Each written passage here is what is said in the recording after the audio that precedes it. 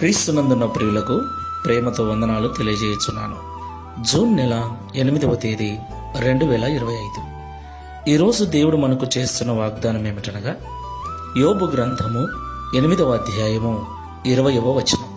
ఆలోచింపుము, దేవుడు యథార్థవంతుణ్ణి త్రోసివేయడు, ఆయన దుష్కార్యములు చేయు వారిని నిలవబెట్టడు. ఆమెన్. నా ప్రియమైన సహోదరి సహోదరులారా, ఈ లోకంలో యెహోవా దేవుడుగా గల నరులు ధన్యులు అని పరిశుద్ధ గ్రంథం సెలవిస్తుంది. ఈ లోకంలో మనం ఆరాధిస్తున్న దేవుడు ప్రేమ కలిగిన వాడు, కనికరము కలిగిన వాడు, చూసే దేవుడు, వినే దేవుడు, మాట్లాడే దేవుడై ఉన్నాడు, సహాయము చేసే దేవుడై ఉన్నాడు. దేవునికి మహిమ కలుగును గాక.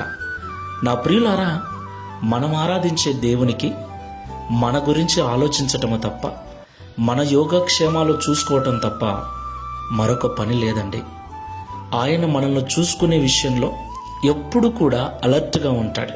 కునుకకుండా, నిద్రపోకుండా ఎప్పుడు కూడా మన యోగక్షేమాలను పరిశీలిస్తూ ఉండే దేవుడై ఉన్నాడు. దేవునికి మహిమ కలుగును గాక. దేవుని యొక్క కాపుదల మనకు చాలా అవసరం.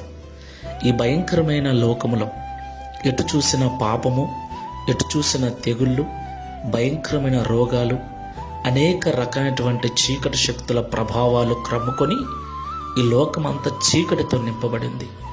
చీకటితో నిండిన ఈ లోకంలో వెలుగై ఉన్న దేవుని కాపుదల మనకు చాలా అవసరం. ఆ దేవుని కాపుదల మనకుంటే మన ఆయుష్ కాలము తీరేంత వరకు క్షేమముగా జీవిస్తాం.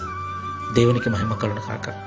మరి దేవుని తోడు, దేవుని సహాయం మనకు ఈ లోకంలో ఉండాలంటే మనము యథార్థవంతులమై ఉండాలి, నిజాయితీపరులమై ఉండాలి. ఏమున్నా ఏమి లేకపోయినా, ఎవరు ఉన్నా ఎవరు లేకపోయినా, మాటలోను, ప్రవర్తనలోను, క్రియలలోను, భక్తిలోను యథార్థమైన జీవితాన్ని మనం జీవించినట్లయితే దేవుడు మనల్ని త్రోసివేయకుండా మన ఆయుష్కాలం అంతా కూడా మనల్ని కాపాడుతూ వస్తాడు, తన నిత్యరాజ్యానికి సిద్ధపరుస్తాడు. ఈ మాటలు వింటున్న ప్రియ సహోదరి సహోదరుడా, నువ్వు చేస్తున్న భక్తిలో, నువ్వు ఉంటున్న ఇంటిలో, నువ్వు పనిచేస్తున్న చోట యథార్థంగా ఉంటున్నావా? ఒక్కసారి పరిశీలన చేసుకొని ప్రార్థన చేసుకుందాం. శాశ్వతమైన ప్రేమతో మమ్మల్ని ప్రేమిస్తున్న తండ్రి, మీకు స్తోత్రాలు చెల్లిస్తున్నాం. యథార్థవంతుణ్ణి మీరు ఎప్పుడు త్రోసివేయరని, యథార్థవంతులకు దుష్కార్యము చేయాలని చూసేవారిని మీరు ఏమాత్రము ఉండనివ్వరని మాతో సూటిగా మాట్లాడినందుకు స్తోత్రాలు. ప్రభువా, ఈ ప్రార్థనలో ఏకీభిస్తున్న మేమందరం కూడా ఈ లోకంలో మీరు మాకు ఇచ్చిన ఆయుష్కాలం అంతయు క్షేమంగా, సుఖముగా మా జీవితాన్ని కొనసాగించినట్లు, నీ ఎదుట యథార్థ హృదయము కలిగి మేము జీవించినట్లు సహాయం చేయండి.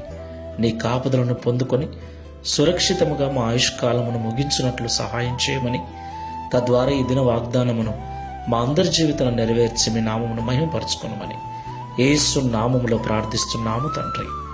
Amen. Praise the Lord. God bless you.